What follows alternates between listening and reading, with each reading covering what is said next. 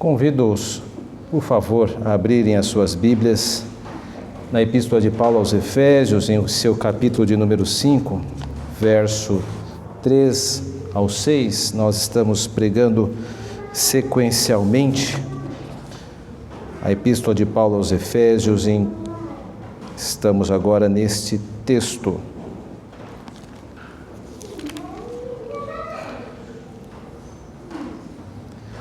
Diz assim o texto sagrado: mas a impudícia e toda sorte de impurezas ou cobiça nem sequer se nomeiem entre vós, como convém a santos. Nem conversação torpe, nem palavras vãs ou chocarrices, coisas essas inconvenientes. Antes, pelo contrário, ações de graças.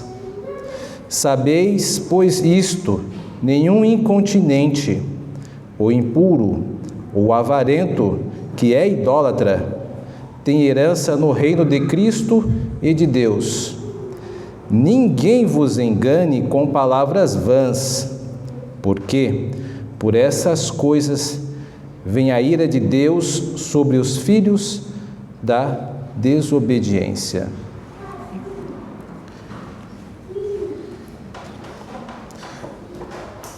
Deus nos tomou para si. Ele firmou conosco um acordo. E dentro deste acordo ele faz regras que devem ser seguidas por todos nós. Para alguns círculos evangélicos, às vezes isso parece não estar claro. Algumas denominações, às vezes, aparentam manter um discurso de que basta você ser evangélico, declarar-se evangélico, e isto basta. E você pode, então, viver a sua vida da maneira que você quer, fazendo aquilo que você bem entende, uma vez que você crê em Cristo. Isto é errado. Quando nós fomos acolhidos pelo Salvador, nós também adotamos um acordo rígido de conduta, de regras, que nós precisamos observar.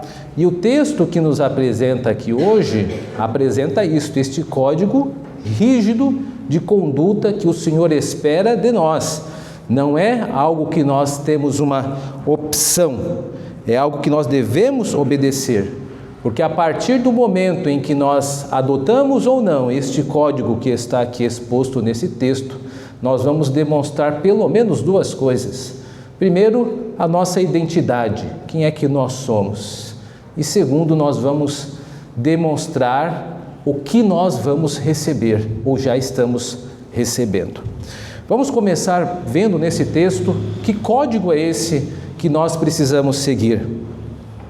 O código que está aqui no texto se resume em não fazer três ações. A nossa tradução, ela procura dar muitos sinônimos, mas existem apenas três coisas aqui que são rigidamente combatidas e elas se repetem no texto, e nós vamos perceber isso à medida que avançamos. Primeiro, no versículo 3, diz assim: mas a impudícia e toda sorte de impureza ou cobiça nem sequer se nomeie entre vós. São estas três coisas que precisam estar distantes de nós: a impudícia, a impureza ou cobiça. Essas três coisas precisam estar longe de nós. O que é a impudícia? A palavra no grego acho que nos ajuda a entender o impacto desta expressão. É porneia. Porneia vem de pornográfico. Nós temos clareza que esse termo é utilizado muitas vezes para publicação ou veiculação de imagem de corpos nus. Daí vem a ideia de pornografia. O texto está combatendo esse tipo de ideia, de algo que envolva pornografia. Portanto, nós como cristãos devemos estar longe de toda ideia de pornografia, que também em alguns textos bíblicos recebe o sinônimo de prostituição. A ideia de que os corpos das pessoas podem ser desvelados, podem ser vistos ou ser objetivados para o nosso prazer. É isso que o texto está dizendo que não pode ter entre nós. Esse é o primeiro item do código de conduta que deve ficar claro para nós. O cristão não deve envolver-se com pornografia. E por pornografia, não apenas a ideia de imagem, mas também tudo aquilo que estimula adultério e fornicação. Adultério é a relação sexual ilícita de um cônjuge. Quando nós nos casamos, nós temos então uma relação de casado, a liberdade de termos relações com os nossos cônjuges. Deus fez isto e criou isto para ser assim. O sexo, ele é uma bênção dentro do casamento. Fora do casamento está contra os propósitos de Deus. Por isso que o sexo para o solteiro não deve ser nem pensado para aqueles que são cristãos. Isso é fornicação. Ou seja, a ideia é que você case-se virgem. E você deve prezar isto. Claro que o mundo, ele não vai valorizar essas coisas. Ele irá deturpar. Mas isto está para nós cada vez mais claro para demonstrar a diferença da Igreja Santa, da forma como ela deve ver o sexo, e como o mundo vê, e são duas coisas totalmente diferentes. E nós, como cristãos, não vamos negociar e não podemos negociar esse tipo de elemento. Então, a pornografia, a prostituição deve estar longe de nós. Assim também como a ideia de impureza no texto. Veja que o segundo item que não pode ter circulação entre nós é a impureza. E aqui traz a ideia de luxúria, de lascívia. O que é a luxúria? São pensamentos ou ações que nos levam a criar uma atmosfera de flerte, de flertar com o desejo sexual fora do casamento. Isso é a lascívia, a luxúria. É um tipo de sexualização das relações. Isso também deve estar longe de nós. E o terceiro item é a cobiça, que nada mais é do que desejo. É o desejo. Mas a ideia de cobiça e desejo já foi tratada no 10º mandamento. Nós não somos pessoas que devem dar vazão aos nossos desejos. Os nossos desejos podem tentar se apropriar de coisas que não são nossas e que nós não devemos ter. Dentro de nós tem uma carga desejante. Nós somos como poços que estão à procura de desejos. Alguns desejos são lícitos, como o desejo de agradar a Deus, por exemplo, como o desejo de amar o próximo. Mas o nosso coração também tem uma grande disposição para desejar aquilo que não se deve. Por isso que lá no 10º mandamento existe um catálogo de coisas que nós não devemos desejar, desde da pessoa do próximo, o cônjuge do próximo, até as suas posses, os seus bens e por aí vai. Ou seja, o desejo também deve ser observado por nós com muito cuidado, porque o desejo ele tem uma grande capacidade de coisificar as pessoas e o mundo. O que é coisificar? É eu transformar ou ver naquela pessoa, não uma pessoa, mas o meu objeto de desejo, o meu objeto de satisfação. Eu então transformei aquela pessoa não como uma pessoa que deve ser respeitada na sua individualidade, na sua forma de ver a vida, na sua história. Não, eu transformei essa pessoa em um objeto de satisfação do meu desejo. E aí nós temos toda uma cultura, infelizmente, muito veiculada nas mídias e internet, da coisificação das pessoas. As pessoas não são mais pessoas, elas acabam se tornando coisas, elas estão subordinadas aos desejos. E aí você vê então, cada vez mais nas mídias, corpos nus, imagens veiculadas cada vez mais comuns de cenas de intimidade, que fazem parte da intimidade, mas que são divulgadas de uma forma vulgar, de uma forma a dar vazão ao desejo. Portanto, meus irmãos e irmãs, há um acordo entre nós e Deus. E neste acordo, Deus não negocia que nós venhamos a fazer com que esses elementos circulem entre nós, que se nomeiem. O texto diz, é bem claro, isso não deve nem sequer nomear-se. O que é nomear-se? É trazer na concretude das ideias, é transformar isso em algo comum.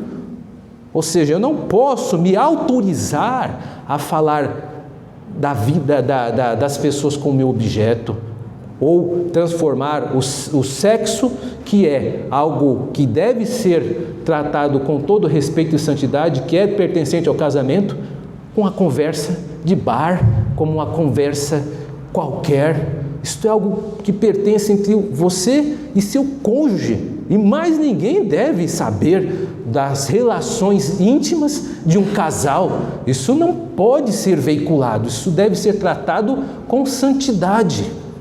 Infelizmente, nós sabemos que o mundo não faz isso, e é cada vez mais comum, e sempre foi no mundo, esse tipo de perversão, de falar das intimidades próprias.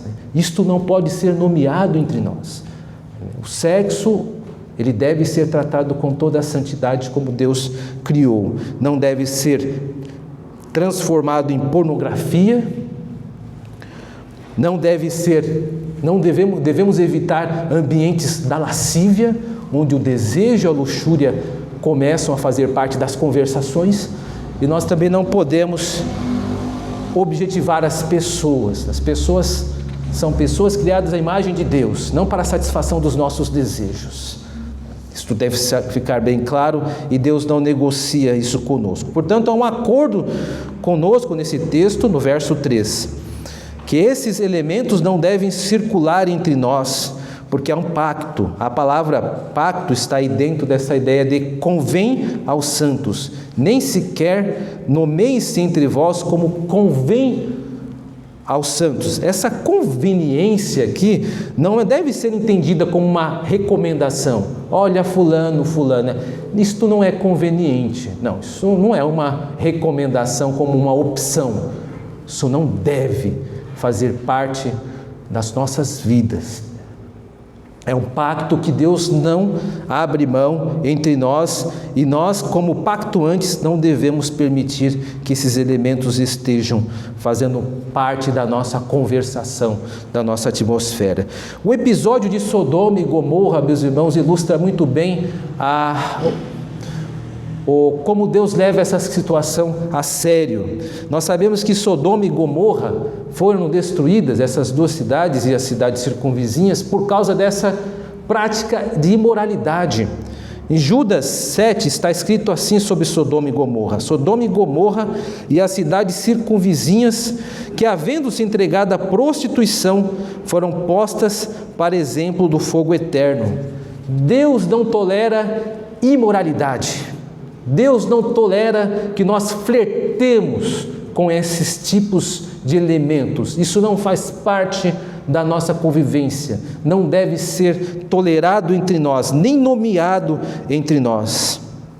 É por isso que nós não devemos nos sentir, então, autorizados a tratar disso em conversações. Veja que o texto prossegue dizendo, e aqui vai mostrar esse próximo versículo, que esses pecados, esses elementos como pornografia, impudícia e desejo não devem ser nomeados, porque se isso não for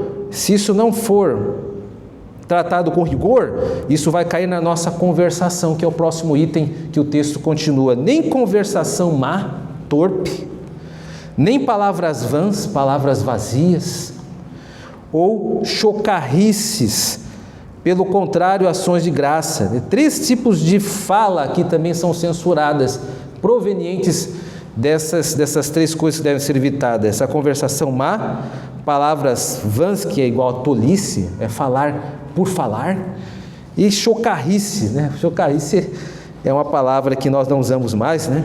Mas que significa zombaria, é zombar.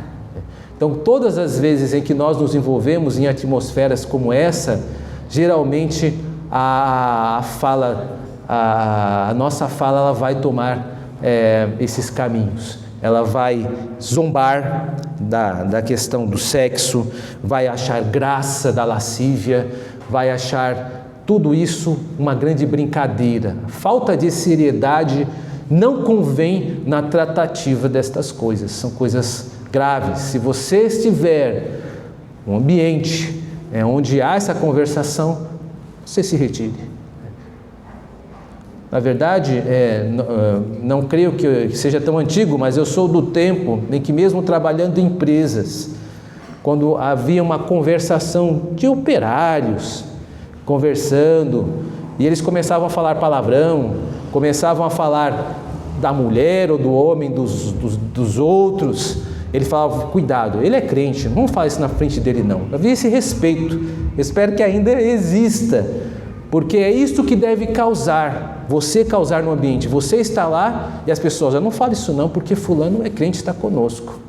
É porque nós precisamos ser esse termômetro de moralidade, as pessoas precisam ver em nós e dizer, puxa, eu não vou falar isso não, porque constrange, fulana está aqui, é crente, ela não gosta dessas coisas. É isso que o ambiente, que você deve causar no ambiente.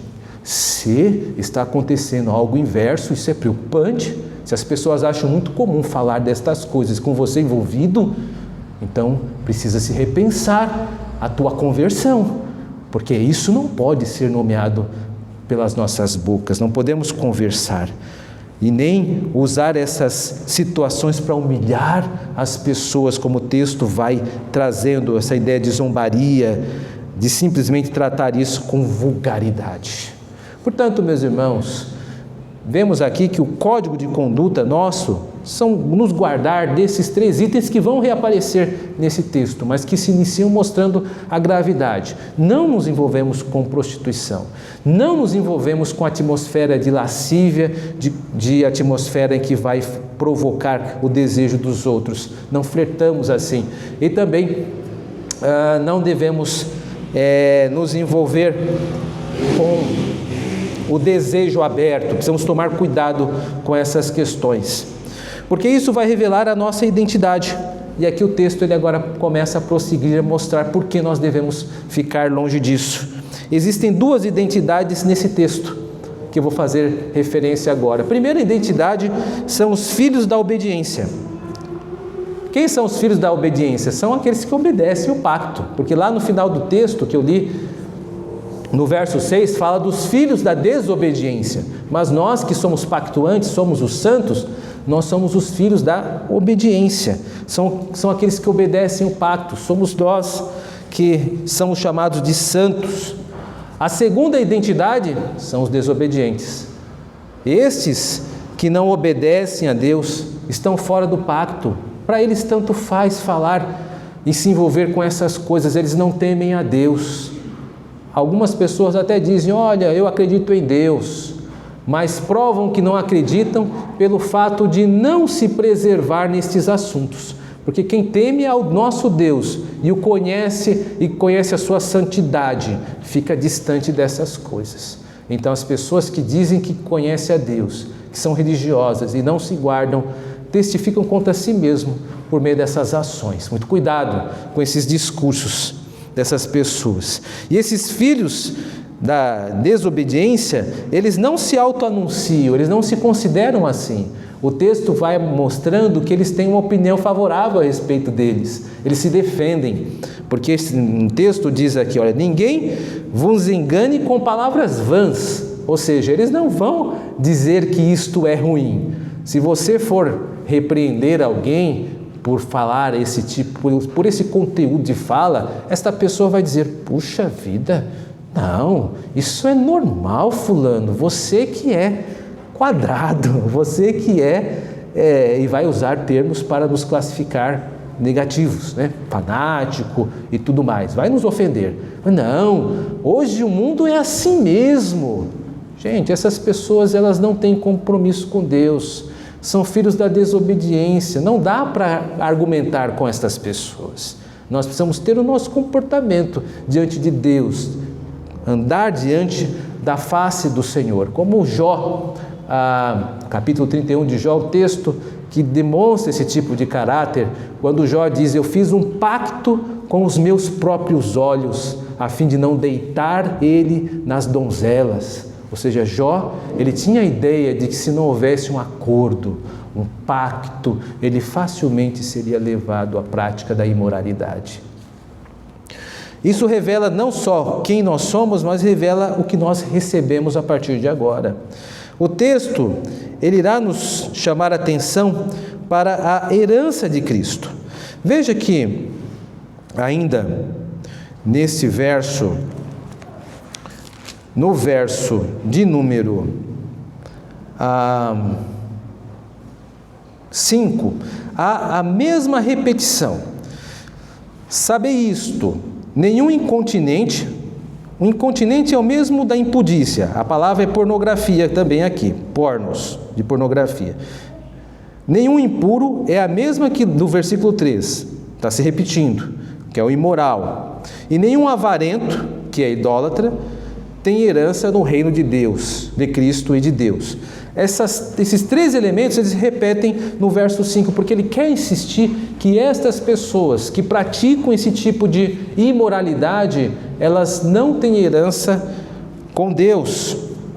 Elas não vão receber da parte de Deus herança de Cristo. O que é herança? Cuidado, a herança nesse texto não deve ser entendida apenas como no porvir. Nós já recebemos de Cristo nesta terra. Nós, por exemplo, recebemos a vida de Cristo quando nós acolhemos o Salvador em nossos corações e nos declaramos cristãos. Nós nascemos de novo. Isto são bênçãos desse presente momento. Nós recebemos o Espírito Santo.